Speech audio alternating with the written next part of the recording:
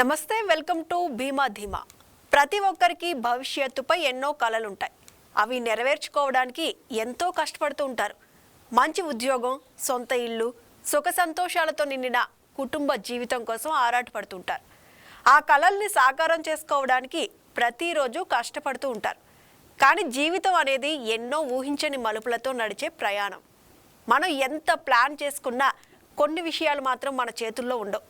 ప్రమాదాలు, అనారోగ్యం, ఆకస్మిక మరణం, ఆస్తి నష్టం, ఇలాంటి ఘటనలు మన జీవితాలని తల్లక్రిందులు చేస్తాయి. ఇలాంటి సందర్భాల్లో బీమా మనకు రక్షణ కవచంలా పనిచేస్తుంది. బీమా ఉంటే ఎంతో ధీమా కలుగుతుంది. మరి ఎలాంటి బీమా తీసుకోవాలి, ఇన్సూరెన్స్ పాలసీలు తీసుకునే సమయంలో ఎలాంటి జాగ్రత్తలు పాటించాలో అవగాహన కల్పించేందుకు బీమా నిపుణులు రామ్ సుధాకర్ గారు మన వైకే టీవీ స్టూడియోకి వచ్చేసారు.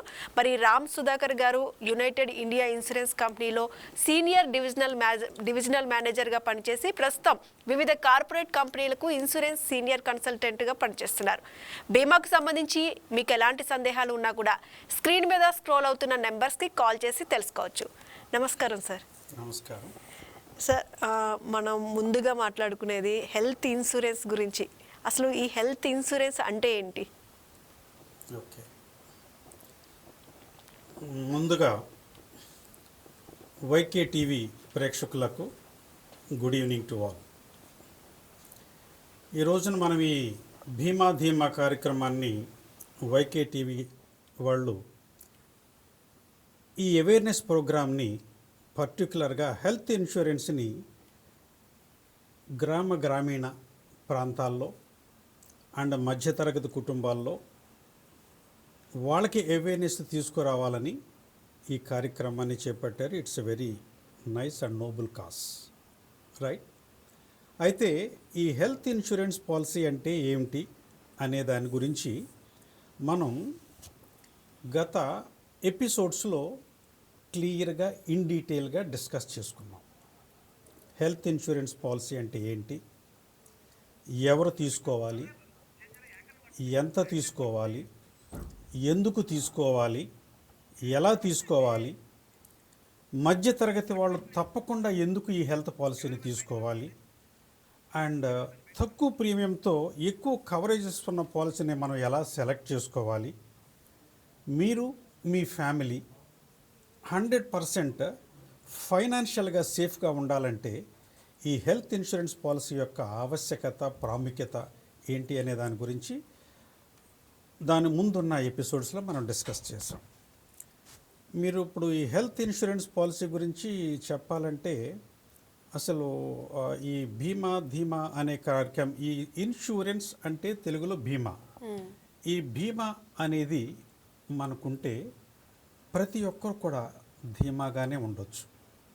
ఎందుకంటే దాంట్లో మీరు ఇందాకే అంటే మనం ఫైనాన్షియల్గా సఫర్ కాకుండా, ఆర్థికంగా ఇబ్బందులు లేకుండా, ఒక కుటుంబంలో వచ్చిన ఏ పరిస్థితులు, ఆరోగ్యకరమైన ఏ పరిస్థితులను కూడా మనం ఫేస్ చేయొచ్చు, వాటిని ఓవర్కమ్ అవ్వచ్చు. అసలు ఈ హెల్త్ ఇన్సూరెన్స్ పాలసీ అంటే మనకి, మన కుటుంబంలో కానీ ఎవరికైనా కానీ ఏ జబ్బులు ఉన్నప్పుడు కూడాను ప్రతి జబ్బును కవర్ చేసేదే ఈ హెల్త్ ఇన్సూరెన్స్ పాలసీ. అయితే ఆ జబ్బుల్లో కూడా చాలా రకాలు ఉంటాయి. వాటిని కూడా ఎలా కవర్ చేయాలనే దాన్ని కూడా మనం ముందు డిస్కస్ చేసుకుందాం. ఈ హెల్త్ ఇన్సూరెన్స్ పాలసీ అనేది ప్రత్యేకించగా ఇన్ డీటెయిల్గా మనం చెప్పుకోవాలంటే, మనం ప్రీవియస్ ఎపిసోడ్స్లో చెప్పుకున్నట్టే this is very neglected concept. ఇది చాలామంది ఇది నెగ్లెక్ట్ చేశారు, చాలామంది తీసుకోవట్లేదు. ఆ తర్వాత కరోనా తర్వాత చాలా మంది అవేర్నెస్ అయ్యి ఈ అవేర్నెస్తో ఆ ఇంపార్టెన్స్ గ్రహించి మన హెల్త్ ఇన్సూరెన్స్ పాలసీని తీసుకోవటం జరిగింది. సో అంటే ముందు కన్నా తర్వాత కరోనా తర్వాత అవేర్నెస్ చాలా ఎక్కువ వచ్చిందనే చెప్పాలి. ఓకే, అయితే సార్ ఇప్పుడు బెస్ట్ హెల్త్ ఇన్సూరెన్స్ని, బెస్ట్ హెల్త్ ఇన్సూరెన్స్ పాలసీని సెలెక్ట్ చేసుకోవడం ఎలా? Very good. బెస్ట్ ఇన్సూరెన్స్ పాలసీని సెలెక్ట్ చేసుకోవటం ఎలా? ముందు అసలు ఇన్ డీటెయిల్గా అంటే ఇంతకు ముందు మనం ఎపిసోడ్స్లో డిస్కస్ చేసిన విధంగా చాలామంది చూసుంటారు, చాలామంది వినుంటారు, గ్రహించుంటారు. కానీ ఇన్ డీటెయిల్గా కూడా మన హెల్త్ పాలసీ గురించి డిస్కస్ చేస్తూ మంచి హెల్త్ ఇన్సూరెన్స్ పాలసీని ఎలా సెలెక్ట్ చేసుకోవాలనేది మనం డిస్కస్ చేసుకుందాం. ఈ హెల్త్ ఇన్సూరెన్స్ పాలసీలో 2 టైప్స్ ఉంటాయి. Individual health policy, family floater policy.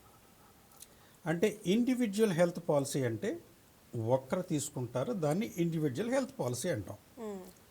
Family floater policy, suppose ఒక 10 lakhs పాలసీ తీసుకున్నాం. ఆ 10 lakhs పాలసీ అనేది ఫ్యామిలీ మొత్తానికి తీసుకుంటాం. హస్బెండ్, వైఫ్, పిల్లలు, ఫాదర్, మదర్ కూడా తీసుకోవచ్చు. అంటే ఎంటైర్ ఫ్యామిలీకి తీసుకునేదాన్ని ఫ్యామిలీ ఫ్లోటర్ పాలసీ అంటాం. అయితే ఇండివిజువల్ పాలసీలో ఫ్యామిలీ ఫ్లోటర్ పాలసీకి డిఫరెన్స్ ఏంటంటారు? ఇండివిజువల్ పాలసీ అనగానే మనం ఒక 10 lakhs పాలసీ ఇండివిజువల్ పాలసీలో తీసుకుందాం. ఫస్ట్ రకం పాలసీలో ఆ 10 lakhs అనేది పొరపాటున బై మిస్టేక్ ఒక 11 lakhs క్లెయిమ్ వచ్చింది అనుకోండి. హాస్పిటల్ అడ్మిట్ అయినప్పుడు 11 lakhs క్లెయిమ్ అయింది. సో 10 lakhs కూడా ఎగ్జాస్ట్ అయిపోయింది. దట్స్ ఆల్, ఇంకా అది ఖతం. అలాగే ఫ్యామిలీ ఫ్లోటర్ పాలసీ అనుకోండి, ఫ్యామిలీలో ఒక్కరైనా వాడచ్చు ఆ 10 lakhsని, ఇద్దరైనా వాడచ్చు, ముగ్గురైనా వాడచ్చు, నలుగురు, ఎంతమంది అయితే ఉన్నారో ఆ 10 లక్షలు కూడా ఎవరైనా వాడుకునేదాన్ని ఫ్లోటర్ పాలసీ అంటారు. అంటే always better family floater policy for every family, right? So దానికి ఈ ఫ్యామిలీ ఫ్లోటర్ అనే దాన్నే ఎక్కువ మంది ఎంచుకుంటారు.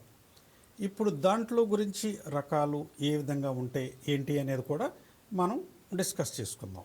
ఎందుకంటే ది బెస్ట్ పాలసీ ఎంచుకోవాలంటే, సెలెక్ట్ చేసుకోవాలంటే ఎలా అనేది మీ క్వశ్చన్. It's excellent one. ఎందుకంటే ది బెస్ట్ పాలసీ లేకపోతే అసలు వీ కెనాట్ సర్వైవ్. పాలసీ తీసుకున్నా కానీ వేస్ట్ అని అర్థం. మంచి కంపెనీని ఎంచుకోవాలి, మంచి కవరేజెస్ని ఎంచుకోవాలి, ప్రతిదాన్ని కూడా మనం అబ్జర్వ్ చేసి చేయాలి. అంటే నెంబర్ 1, హెల్త్ పాలసీలో మనకి ప్రతిదీ కూడా కవర్ అయిపోతుంది. అంటే ప్రతి జబ్బు కూడా కవర్ అయిపోతుంది. మనం హాస్పిటల్ అడ్మిట్ అయినప్పుడు, హాస్పిటల్లో అడ్మిట్ అవ్వాలంటే first and foremost 24 hours hospitalisation అయి ఉండాలి. అంటే ఒకరోజు కంపల్సరీగా హాస్పిటలైజేషన్ లేకపోతే ఈ హెల్త్ పాలసీ కవరేజ్ లేదు. అయితే ఈ హాస్పిటల్ అయిన తర్వాత సపోజ్ వాడికి మలేరియా ఫీవర్ వచ్చింది, ముందు డాక్టర్ దగ్గరికి వెళ్ళాడు. సో ఫీవర్ వచ్చింది, టెస్టులు రాశారు, మెడిసిన్స్ ఇచ్చారు, తగ్గల. మళ్ళీ 15 రోజుల తర్వాత వచ్చాడు డాక్టర్ దగ్గరికి, అటెండ్ అయ్యాడు, ఫీవర్ తగ్గల. Then doctor advised to admit in the hospital admit అవ్వమని చెప్తాడు. అయితే హాస్పిటల్లో ఈరోజు అడ్మిట్ అయితే దీనికి ముందున్న 30 days వరకు ఈ జబ్బుకు అయినటువంటి ట్రీట్మెంట్ను కూడా, అంటే అయిన బిల్స్ను కూడా కవర్ చేస్తాం. That is called pre hospitalisation అంటాం. అంటే హాస్పిటల్లో అయినప్పుడు బిల్లే కాకుండా దీనికి ముందు ఈ జబ్బుకు వాడిన 30 రోజులు వాడినటువంటి బిల్స్ కానీ, స్కానింగ్స్ కానీ, వాట్ ఎవర్ టెస్టులు కానీ, డయాగ్నోస్ టెస్ట్ అన్నిటికీ కూడా ఇది కవర్ అవుతుంది. సో అది కాకుండా హాస్పిటల్ నుంచి డిశ్చార్జ్ అయ్యి వచ్చేస్తాడు. తర్వాత 60 days వరకు కూడా ఉన్నటువంటి, అంటే తర్వాత మీరు హాస్పిటల్ నుంచి డిశ్చార్జ్ అయిన తర్వాత ఇవి మెడిసిన్స్ వాడండి, అవసరమైతే మళ్ళీ టెస్టులు చేయించండి, అవసరమైతే స్కానింగ్ చేయించండి, ఇవన్నీ అన్నాడు అనుకోండి. డిశ్చార్జ్ ఈ రోజు అయితే 60 days అంటే 2 months వరకు అయిన బిల్స్ అన్నిటిని కూడా కవర్ చేస్తుంది. అంటే చూడండి, టోటల్గా 1 day హాస్పిటలైజేషన్ 24 hours అయితే, ప్రీ హాస్పిటలైజేషన్ 30 రోజులు, పోస్ట్ హాస్పిటలైజేషన్ 60 days అయిన మెడిసిన్స్ అన్నీ కూడా, బిల్స్ అన్నీ కూడా కవర్ చేస్తుంది. ఓకే, సో ఇది దట్ ఈస్ వన్ పార్ట్. దాంతోపాటు మనం ది బెస్ట్ పాలసీ సెలెక్ట్ చేసుకోవాలన్నప్పుడు మనం ఏం చేసుకోవాలి? నెంబర్ 1, అసలు దానికి రూమ్ రెంట్ రిస్ట్రిక్షన్ ఉందా? First point. Second point, co payment ఉందా, second point. Third point, any disease sublimit ఉందా అనే దాన్ని కూడా మనం ప్రతిదీ కూడా మనం అబ్జర్వ్ చేయాలి. అంటే ఎగ్జాంపుల్ రూమ్ రిస్ట్రిక్షన్ అన్నాం. రూమ్ రిస్ట్రిక్షన్స్ అంటే ఎగ్జాంపుల్ ఒక 5 లక్షలు నేను పాలసీ తీసుకున్నా, 1% ఆఫ్ సమ్లింగ్ 5 lakhs అంటే 5,000. I'm eligible in for room rent 5,000 only. కానీ నేను 5,500 రూమ్ రెంట్లో జాయిన్ అయ్యాను. ఎందుకంటే 500 నేను కట్టేసుకుంటాను, నా లిమిట్ 5,000 కదా, ఇచ్చేమని అంటారు. కానీ అలా కాదు. అంటే 5,000 ఎలిజిబిలిటీ అయితే 5,500 డిఫరెన్స్ ఎంత, 10%. సపోజ్ హాస్పిటల్ బిల్ ఎంత అయింది, 1 lakh. 1 lakh అయితే ఈ టోటల్లో డిఫరెన్స్ అమౌంట్ ఆ 1 lakhలో ఈ డిఫరెన్స్ రూమ్ రెంట్లో ఉన్న డిఫరెన్స్ 10%. 1 lakhలో 10% కట్ చేస్తాడు. అంటే 10,000 మీరు కట్టుకోవాలి, చచ్చినట్టు 90,000 ఆ కంపెనీ కడుతుంది. సో అందుకని ఎప్పుడైనా కూడా రూమ్ రెంట్కి రిస్ట్రిక్షన్ లేకోకుండా పాలసీలు కూడా ఇస్తారు. ఆ పాలసీ రూమ్ రెంట్ రిస్ట్రిక్షన్ ఉందా లేదా అనేది సెలెక్ట్ చేసుకోవాలి. Number 2, co-payment. కోపేమెంట్ అంటే బాబు నేను మీకు పాలసీ ఇస్తున్నా, నీకు 20% కోపేమెంట్ కంపల్సరీగా 1,00,000 రూపాయల బిల్ అయితే 20,000 మీరు కట్టాలి, అలా అయితే నీకు పాలసీ ఇస్తానంటారు. అలాంటి దానికి వెళ్ళకూడదు. నాకు ఇలా కోపేమెంట్ లేకుండా నేను ఒక్క పైసా కట్టుకోకుండా ఉన్న పాలసీ నాకు కావాలనాలి. అప్పుడేమనాలి, అది కూడా నాకు కోపేమెంట్ వద్దు అని వేరే కంపెనీని ఎంచుకోవాలి. కోపేమెంట్ లేనిది ఎంచుకోవాలి, రూమ్ రిస్ట్రిక్షన్ లేనిది ఎంచుకోవాలి. తర్వాత డిసీజ్ సబ్ లిమిట్ అంటారు. అంటే ఎగ్జాంపుల్ వాడికి హార్ట్ సర్జరీ అయింది, మీకు 70% ఇస్తామంటాడు, 30% నువ్వు చచ్చినట్టు నువ్వు కట్టుకోవాలంటాడు. బాబు అలాంటి పాలసీలు నాకు వద్దు, 100% ఇచ్చే హెల్త్ కంపెనీలు ఏమైనా ఉన్నాయా అనేదాన్ని చూసుకోవాలి. అంటే ఒక్క పైసా కూడా మన చేతిలో పడుకోకుండా ఉండేటట్టు ఈ డిసీజ్ సబ్ లిమిట్ కూడా లేకుండా చూసుకోవాలి. ఈ 3 లేకోకుండా ఉంటే మీరు 10 లక్షలు కాదు 20 లక్షలు మీరు ఖర్చు పెట్టినా కూడా ఒక్క పైసా కూడా మీ చేతిలో నుంచి పడుకోకుండా మీరు డబ్బులు తెచ్చుకోవచ్చు. అండ్ దాంతోపాటు కొత్తగా ఏంటంటే కన్జ్యూమబుల్స్ అంటారు. అంటే నాన్ సర్జికల్ ఐటమ్స్, ఏది గ్లౌజెస్, సిరెంజెస్, ఇవన్నీ ఉంటాయి. వీటన్నిటికి కూడా కవరేజ్ ఎవరు ఇవ్వరు, కానీ ఇవి కూడా కవర్ చేసేవి ఉంటాయి కంపెనీలు. అలాంటి వాటిని ఎంచుకుంటే మీ చేతిలో ఒక్క పైసా పడుకోకుండా కూడా మనం హాస్పిటల్ బిల్ని మనం తెచ్చుకోవచ్చు. అంటే దీంట్లో నెంబర్ 1, మాకు హెల్త్ పాలసీ మంచి ది బెస్ట్ హెల్త్ పాలసీని సెలెక్ట్ చేసుకోవాలంటే నెంబర్ 1 రూమ్ రిస్ట్రిక్షన్ లేకుండా చూసుకోవాలి, నెంబర్ 2 కోపేమెంట్ లేకుండా చూసుకోవాలి, నెంబర్ 3 డిసీజ్ సబ్లిమిట్ లేకోకుండా చూసుకోవాలి.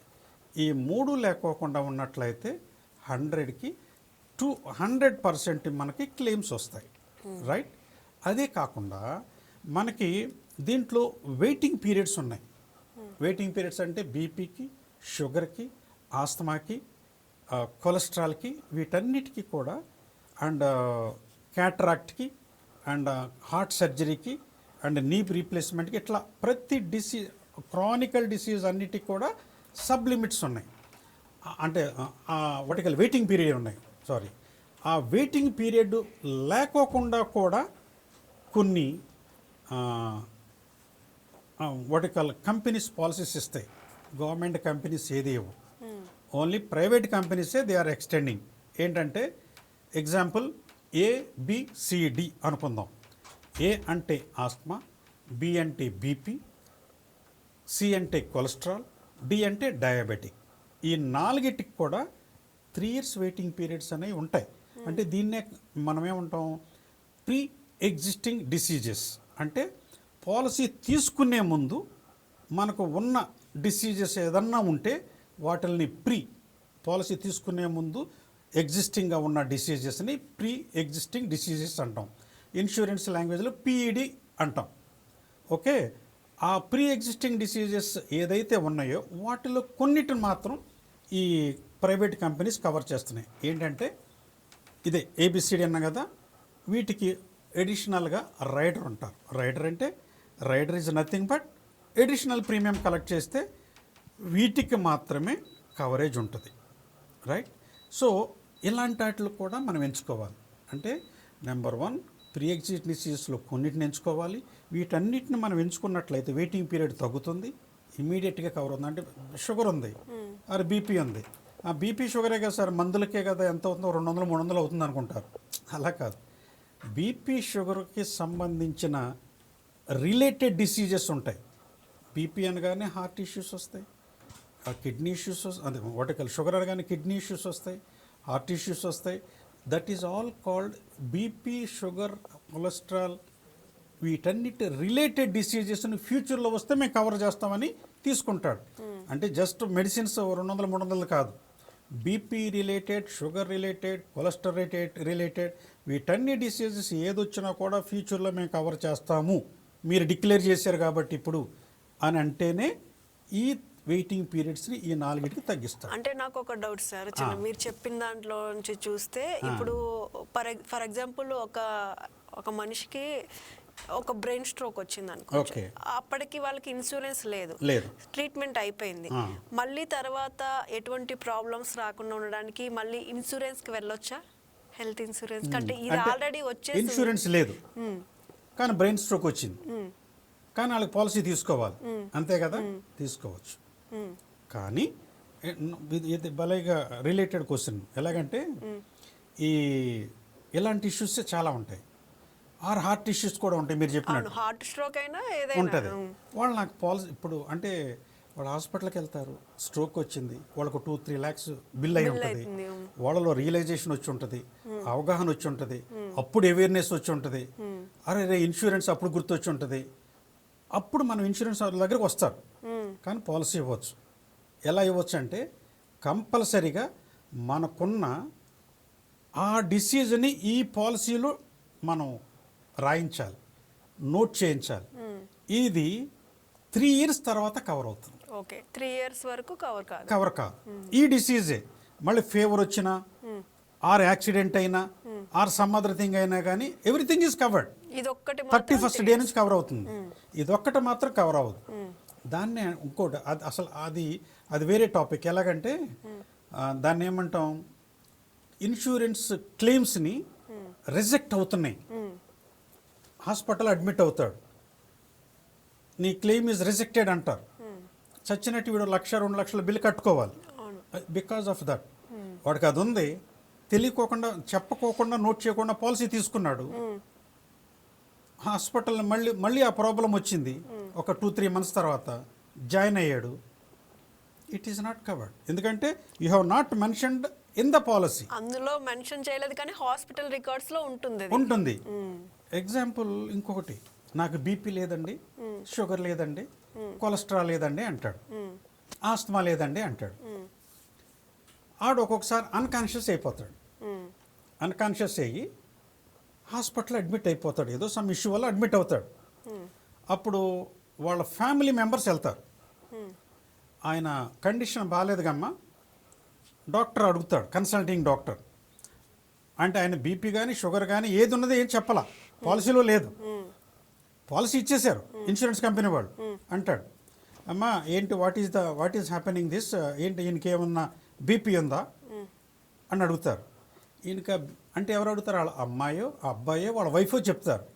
ఈయనక బీపీ ఉంటుందండి, ఒక 3-4 సంవత్సరాల నుంచి ఉందండి అంటాడు. వాడు రాసేస్తాడు, 3-4 years నుంచి షుగర్ ఉంది, బీపీ ఉంది అంటాడు. పాలసీ చూస్తారు, అంటే ట్రీట్మెంట్ అంతా అయిపోయి ఉంటుంది, అవ్వదు, హాస్పిటల్ అడ్మిట్ అయ్యాడు. సో హాస్పిటల్కి ఇది ఇన్సూరెన్స్ కంపెనీకి పంపిస్తారు, క్యాష్లెస్ అంటే మీరు హాస్పిటల్లో ఈ పేషెంట్ అడ్మిట్ అయ్యాడు, మీ దగ్గర పాలసీ ఉంది, సో మేము ఫ్రీ ట్రీట్మెంట్ ఇస్తాం, మీరు అప్రూవల్ ఇస్తే అని అప్రూవల్ పంపిస్తాడు. ఎట్లాగా ఈ రికార్డ్ అంతా రాసి పంపిస్తాడు. ఓహో 3 years నుంచి బీపీ ఉంది, షుగర్ ఉంది, అప్రాక్సిమేట్గా 1.5 lakh అవుతుంది దీనికి బిల్ అని రాస్తారు వీళ్ళు. అంటే సార్ మీరు పంపించారు, మా దగ్గర పాలసీ ఉంది, మేము ఇచ్చాం, కరెక్టే. కానీ ఈయనకి బీపీ ఉన్నట్టు షుగర్ ఉన్నట్టు అనేది మెన్షన్ చేయలేదు. మెన్షన్ చేయాల. నాన్ డిస్క్లోజర్ ఆఫ్ ఫ్యాక్ట్ కింద ద క్లెయిమ్ ఈజ్ రిజెక్టెడ్. ఎప్పటి నుంచో ఉంది, మాకు చెప్పకుండా దాచేసాడు కాబట్టి క్లెయిమ్ ఈజ్ రిజెక్టెడ్. మేము ప్రీమియం కూడా తీసుకోవాలి. సో అందుకని ఇది రిజెక్ట్ చేసేస్తాడు. కంపల్సరీగా వాడికి ఏ డిసీజ్ ఉందో, ఏ బీపీ ఉందో, షుగర్ ఉందో, హార్ట్ ఇష్యూ ఉందో, ఆర్ ఎనీ సర్జరీ అయిందో, ఆర్ సర్జరీ కాకుండా యాక్సిడెంట్ అయ్యాడు ఒక ప్లేట్ వేస్తారు, ఆ ప్లేట్ వేసారను రాసినందువల్ల తప్పులేదు, రాయించుకోవాలి, మెన్షన్ చేయించాలి, నోట్ చేయించాలి. దెన్ ఆడి 100కి 200% the claim cannot be rejected in anywhere. ఛాన్సే లేదు, నో ఛాన్స్ లేదు. అందుకని మనం కంపల్సరీగా ప్రతి డిసీజ్ని పాలసీ తీసుకునేటప్పుడు దాంట్లో నోట్ చేయించాలి, చెప్పుకోకుండా ఉండకూడదు. రైట్? అలా చేసినట్లయితే కూడా మనకి క్లెయిమ్ రిజెక్ట్ కాదు. అండ్ ది బెస్ట్ పాలసీ కింద మనకు అనిపిస్తుంది. మీరు క్వశ్చన్ వేసారు ఒకటి, ఏదే ది బెస్ట్ పాలసీ తీసుకోవాలంటే ఏమిటి అన్నప్పుడు మీరు దాంట్లో ఇది కూడా రాయాలి, మీకున్న జబ్బులన్నిటినీ మీ పాలసీలో నోట్ చేయించుకోవాలి. అలాగే దాన్ని కో పేమెంట్ ఏమైనా ఉందా లేదా అని లేకోకుండానే పాలసీ నాకు ఇవి బాబు అని అనాలి. అలాగే నాకు డిసీజ్ సబ్లిమిట్ లేకోకుండానే పాలసీ ఇవి బాబు అని అనాలి. అలాగే రూమ్ రెంట్ రిస్ట్రిక్షన్ లేకోకుండా ఉండాలని అనాలి. And at the same time నాకు నాకు బీపీ ఉంది, షుగర్ ఉంది, ఇది కూడా మెన్షన్ చేయమని చెప్పాలి. ఇవన్నీ చెప్పినట్లయితే నీకు ఏ హాస్పిటల్ కూడా నీ పాలసీ, నీ హాస్పిటల్ బిల్లుని కానీ దేన్ని రిజెక్ట్ చేయదు. 100కి 200% మన క్లెయిమ్ మనకు రూపాయి లేకుండా వస్తుంది. దాంతోపాటు ఈ కన్జ్యూమబుల్స్ అంటారు, అంటే నాన్ సర్జికల్ ఐటమ్స్ని కూడా కవర్ చేయించుకోండి. అంటే మన చేతుల్లో 5 పైసలు కూడా పడకూడదు. ఎందుకు? మన ఉద్దేశం ఏంటి? పాలసీ తీసుకున్నది బాబు నాకు ఆర్థికంగా నేను ఇబ్బంది పడుకోకుండా ఏదన్నా రోగాలు వచ్చినా కూడా 100% నాకు కవర్ అవ్వాలి, నాకు ఫైనాన్షియల్గా నాకు వర్టికల్ భరోసా కల్పించాలి, నాకు ఈ బీమాతోనే ధీమాగా ఉండాలి అనే కాన్సెప్ట్ వాడు మైండ్లో నాటుకుపోయి ఉండాలి. ఆ కాన్సెప్ట్తోనే పాలసీ తీసుకోవాలి. దెన్ 100కు 100% ఆ పాలసీ రిజెక్ట్ కాకుండా వర్టికల్ క్యాష్లెస్ కింద అప్రూవ్ చేస్తాం. అవును, చాలా మందికి తెలియక పాపం ఇన్సూరెన్స్ అయితే తీసేసుకుంటూ ఉంటారు, కానీ ఏదైనా ప్రాబ్లం వచ్చినప్పుడు దాన్ని క్లెయిమ్ చేసుకున్నప్పుడు 80% వచ్చింది, 70% వచ్చిందని బాధపడుతూ ఉంటారు. That is the reason. అది 80% 70% ఎందుకన్నారు తెలుసారా? అంటే ముందు అలా కాకుండా మన వైకే టీవీ ప్రేక్షకులు ఒకటే చెప్పాలంటే, ఇప్పుడు మన మేడం అడిగినట్టు ది బెస్ట్ పాలసీ తీసుకోవాలన్నప్పుడు మనం ఇందాక చెప్పుకున్నాం, అదే మనం చెప్పినట్టుగానే ఆ ది బెస్ట్ పాలసీ మనకు కావాలన్నా, 100% క్లెయిమ్స్ మనకు రీఎంబర్స్మెంట్ కావాలన్నా, 100% క్లెయిమ్ మనకు అప్రూవ్ కావాలన్నా మనం చేయాల్సింది ఏంటంటే ప్రతి ఒక్కటి మన పాలసీలో నోట్ చేయించుకోవాలి.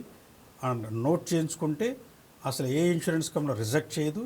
మనకి 70% 80% ఎంత అనేది క్లెయిమ్ కూడా రాదు. సో 100కి 100% మన క్లెయిమ్స్ వస్తుంది.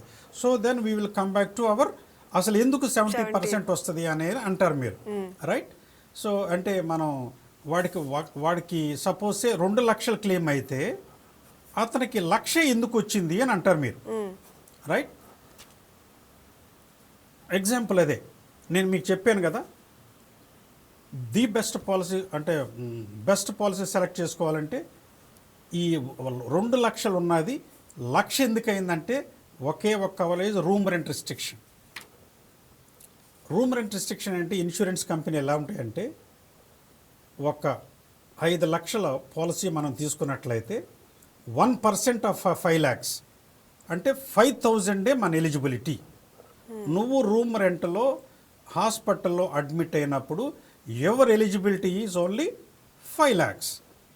కానీ వీళ్ళు ఏం చేస్తారు, నాకు హెల్త్ పాలసీ ఉంది, నాకు 5 lakhs ఉంది పాలసీ, నాది ఇది చిన్న డిసీజ్ ఏదో ఫేవరే కదా నాకు వచ్చింది, మ్యాక్సిమం అయితే ఒక 1 lakh అవుద్ది బిల్లు, అంతే కదా.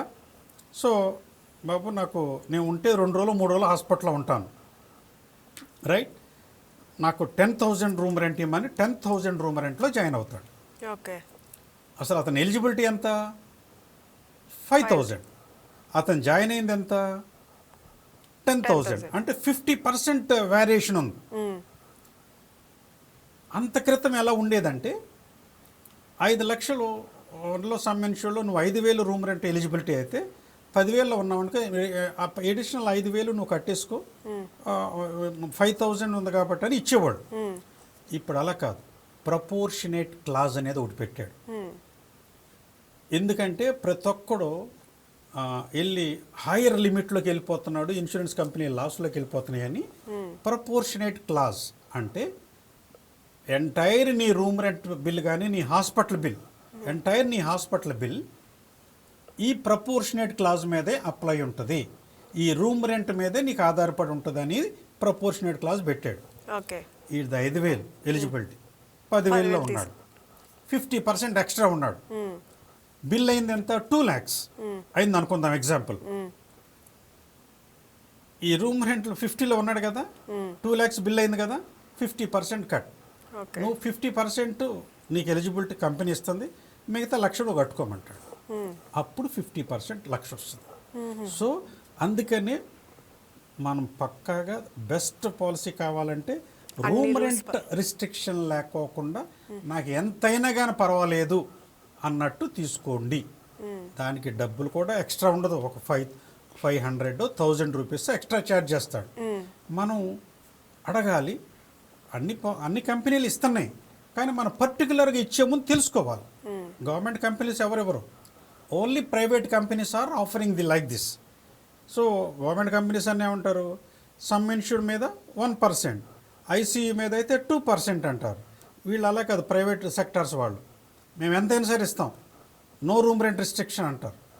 అట్లాంటివి ఎంచుకోండి. వాళ్ళు కూడా రూమ్ రెంట్ రిస్ట్రిక్షన్ అంటే ఒకేసారి 15,000 20,000 రూమ్ రెంట్లో ఎవరు, ప్రైవేట్ ఏసీ రూమ్ ఇస్తాడు. కాబట్టి ఇండివిజువల్గా ఏసీ రూమ్ అది ఎలిజిబిలిటీ ఇస్తాడుగా. అది ప్రైవేట్ ఏసీ రూమ్ అనగానే బెంగళూరు కానీ హైదరాబాద్ కానీ మినిమం 10,000 ఉంటుంది. అలా రూమ్ రెంట్ రిస్ట్రిక్షన్ లేకోకుండా ఎంచుకుంటే ఇలాంటి ప్రాబ్లమ్స్ రావు. రైట్. ఓకే. అలాగే తక్కువ ప్రీమియంతో ఎక్కువ కవరేజెస్ రావాలంటే ఏం చేయాలి? సింపుల్ అండి. మనం దీన్ని ఎలా ఎంచుకున్నాం చూసారు. ఇది ఇప్పుడు మనం మీరు చెప్పినట్టు ది బెస్ట్ పాలసీ తీసుకోవాలంటే ఎలాగా అని మనం చెప్పాం. రెండోది పాలసీని ఎలాంటి పాలసీ ఎంచుకోవాలనేది మనం అనుకున్నాం. మూడో పాయింట్, మీరు తక్కువ ప్రీమియంతో ఎక్కువ కవరేజెస్ ఎలా కావాలి. రైట్. ఇప్పుడు ఇవన్నీ కవరేజెస్తో మీరు ఒక పాలసీ తీసుకున్నారు. ఈ పాలసీ తీసుకున్నారు ఎంతకి? ఒక సెట్ 10 lakhs తీసుకున్నారు. రైట్. ఆ 10 lakhsలో దీనికి ముందు ఒకటి చెప్పాలి. ఇప్పుడు గత 5 yearsలో ఒక సర్జరీకి 50,000 అయితే ఇప్పుడు ఒక చిన్న సర్జరీకి కూడా 1.5 lakh అవుతుంది. మెడికల్ ఇన్ఫ్లేషన్ అంటారు, పెరిగిపోయింది. అంటే ఇంకా కమింగ్ 3, 4, 5 yearsలో ఈ 1.5 lakh అన్న ఇదల్లా 5 lakh అవ్వచ్చు, 3 lakhs అవ్వచ్చు. ఒక చిన్న సర్జరీ ఈ కార్పొరేట్ హాస్పిటల్ వచ్చిన తర్వాత. కాబట్టి ప్రతి ఒక్కరికి మినిమం 1 crore పాలసీ ఉండాలి. 1 crore పాలసీ ఉండాలి అంటే ఎక్కువ కవరేజెస్తో దాన్ని తక్కువగా కూడా చేసుకోవచ్చు. ఇప్పుడు ఒక 10 లక్షల పాలసీని మీరు ఎగ్జాంపుల్ సే తక్కువ ఏజ్ని బట్టి ప్రీమియం ఉంటుంది, సమ్ ఇన్సూర్డ్ బట్టి ప్రీమియం ఉంటుంది. అంటే సెలెక్టెడ్ 5 లక్షల 10 లక్షల అనేదాన్ని సమ్ ఇన్సూర్డ్ అంటాం. సమ్ ఇన్సూర్డ్ మీద ప్రీమియం ఉంటుంది, ఏజ్ని బట్టి ప్రీమియం ఉంటుంది, అండ్ ఏజ్తో పాటు కవరేజెస్ని బట్టి ప్రీమియం ఉంటుంది. అండ్ దాంతోపాటు ఈ రైడర్స్ అంటాం, ఏది బీపీ షుగర్ నాకు ఎడిషనల్గా కావాలి, నాన్ సర్జికల్ ఎడిషనల్గా కావాలి, ఇట్లా ఎడిషనల్గా ఏది కావాలన్నా కానీ ఈ అమౌంట్ కొంచెం ఎక్స్ట్రా యాడ్ అవుతుంది. వీటన్నిటిని కలిపి ముందు ఒక మెయిన్ పాలసీ అంటాం. మన భాషలో main policy or base policy 10 లక్షలు తీసుకున్నాం. 10 లక్షలకి 30,000 అయింది అనుకోండి. ఒక 35 ఇయర్స్ వాళ్ళకి. మీరు ఎక్స్పెక్ట్ చేయండి, ఇంకొక 1 crore కావాలనుకున్నాం కదా మనం, మెడిషనల్ 90 lakhs కావాలి మనకి. 10 + 90 1 crore అయింది. 10 లక్షలకి 30,000 అయితే 90 lakhsకి ఓన్లీ 2,000 3,000 ఎంత అవుతుంది? ఓకే. అంటే ఎంత అయింది? 1 crore-కి 33,000కి 1 కోటి రూపాయలు వచ్చింది ప్రీమియం. మనం ఎప్పుడు కూడా 10 లక్షలు మెయిన్ పాలసీ కన్నా నాకు పాలసీ తీసుకోవాలంటే మినిమం ఒక 1 crore ఒకేసారి నాకు 1 crore ఇవ్వండి అని అన్నాం అనుకో, మీ పాలసీ ఎంత అవుతుంది? దరిదాపు ₹1,00,000 నీ ప్రీమియం అవుతుంది. అదే దాన్ని ఓ 10 లక్షలేమో ఒక మెయిన్ పాలసీ బేస్ పాలసీ తీసుకుని 90 లక్షలు సూపర్ టాప్అప్ అంటారు, టాప్అప్ కూడా అంటారు. ఓకే. దాన్ని టాప్అప్ అంటే 10 లక్షలు అయిపోయిన తర్వాత ఈ 90 లక్షల్లో మనం వాడుకోవచ్చు. That is called top-up. Okay. ఈ టాప్అప్ తీసుకుంటే 3,000 అవుతుంది. 3,000. ఓకే. అంటే 33,000కి ₹1 కోటి వస్తుంది. అదే నువ్వు డైరెక్ట్గా 1 crore తీసుకుంటే ఎంత అవుతుంది? ₹1,00,000 పైన అవుతుంది ప్రీమియం. సో నువ్వు తక్కువ ప్రీమియంతో ఎక్కువ కవరేజెస్ని ఈ విధంగా పొందట్లా. That we can use our common sense. And మనం ఎవరినైనా కానీ తెలుసుకున్న వాళ్ళు కూడా అడిగినట్లయితే మన డబ్బులు లాస్ అవ్వు, కవరేజెస్ లాస్ అవ్వు, మనకు రావాల్సిన భరోసా కూడా ధీమా కూడా దీంట్లోనే వస్తుంది. So the most important thing ఏంటంటే పాలసీ తీసుకునేటప్పుడు ఏది best company, what are the best coverages అనేదాన్ని సెలెక్ట్ చేసుకుంటే మీకు ది బెస్ట్ పాలసీ వచ్చేది. Thank you sir. అంటే చాలా మందికి మీరు ఇప్పుడు చెప్పిన విషయాలు చాలా మందికి తెలియదు. ఈ మీరు ఇన్సూరెన్స్ గురించి, ఈ బీమా గురించి చాలా చక్కగా అందరికీ అర్థమయ్యే విధంగా పాయింట్ టు పాయింట్ ఎక్స్ప్లెయిన్ చేశారు. Thank you so much sir. Welcome madam. Thank you very much. Thank you. Yes, మీరు కూడా రామ్ సుధాకర్ గారు చెప్పారు. అంటే మనందరికీ కూడా ఎన్నో డౌట్స్ ఉంటాయి బీమా విషయంలో, ఇన్సూరెన్స్ విషయాల్లో. హెల్త్ ఇన్సూరెన్స్ ఎలా మనం వెళ్ళాలి, తక్కువ ప్రీమియంతో ఎక్కువ కవరేజెస్ ఎలా మనం పొందాలి అనేది మీరు ఈరోజు తెలుసుకునే ఉంటారు అందరూ కూడా. మరో కార్యక్రమంలో మళ్ళీ కలుసుకుందాం. అంతవరకు చూస్తూనే ఉండండి వైకే న్యూస్.